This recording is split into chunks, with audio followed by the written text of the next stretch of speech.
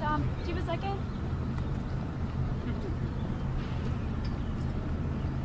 I wanted to ask you something for our Chris Cuomo for News Nation. He had talked to you about coming to visit Delaney Hall. Yeah. Can you assure us that you can help get him and News Nation access to interview there? To where?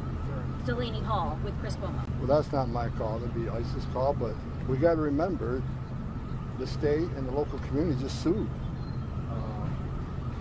on that facility. So let the lawyers work for them. I mean, I was up there. A lot of Congress, the governor's just there. Did she have anything bad to say about the conditions? No, she just said she should have access to detainees. Did she say it was dirty, it was unkept? No, she didn't have anything like to say other than she didn't get the access she thought she needed. She needs to understand she just filed a lawsuit.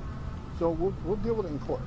You'll be open to having him come, though, if it does work out. Look, I like Chris, and Chris wants to go do some things. I got no problem doing it, but this is in litigation, so I got to leave it up to attorneys on how they want to move forward on it. Mr. Holman, have you spoken with other governors about preserving 287G agreements in place?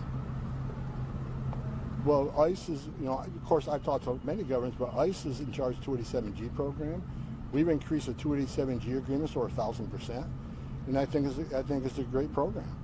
I mean, it's a lot of people say, well, they think it's a racist program. It's a colorblind system. If I go to a 287G jail and I get arrested, I'm going to be put through the program. So, but what people don't understand, when you get booked into jail, you get run through NCIC for criminal history. At the same time, you run through DHS databases. So if we have a record on you, like we have a warrant of deportation, or you've been deported before, or we have a warrant of arrest, that just shows up. So we know, based on this technology, that this illegal alien, we know right now we have a warrant for arrest is sitting in this county jail. And it's great to have these county jails working with us. So 287G program, it's a great program. It's proved very effective, and we want to expand it even further. How far back do these cases go? What cases? Like where you have cases that are, people who have these kinds of records and they've been on for a long time. How far back are we in the legal system? Well, the secure communities came in play, I think, in 2004. So we've had, so secure community's been around for about 20 years. But look, we got people with outstanding warrants of deportation, been over 20 years. They're not off the table. They've had the due process in front of a federal judge. They've been ordered removed. And, if we find them, we'll remove them. We're going to follow court order. Can you confirm whether or not you've caused some of the deportation to African countries? I got no comment on that. Border crossings have dramatically fallen, but you argue the job isn't finished. What's the biggest remaining threat of the border today?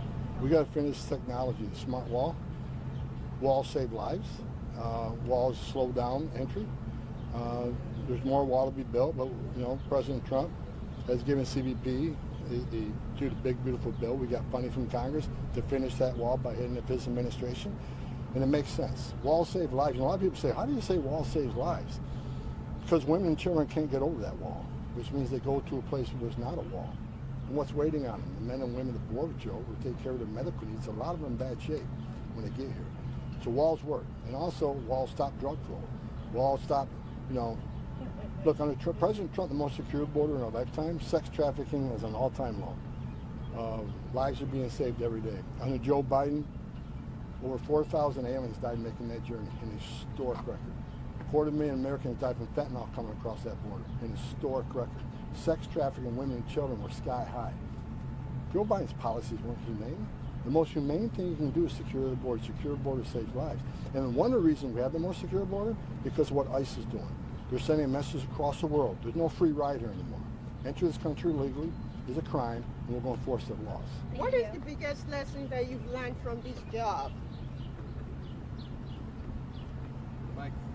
That I can't believe we're in a world today where members of Congress will stand there and vilify ICE, call them racist, secret police, and just not members of Congress, some governors, some mayors. It's sickening that especially members of Congress will compare ICE to the Nazis and secret police and racists when they're simply enforcing the law that they wrote. So if that makes ICE a racist, what's that make them? They wrote the law. It's disgusting.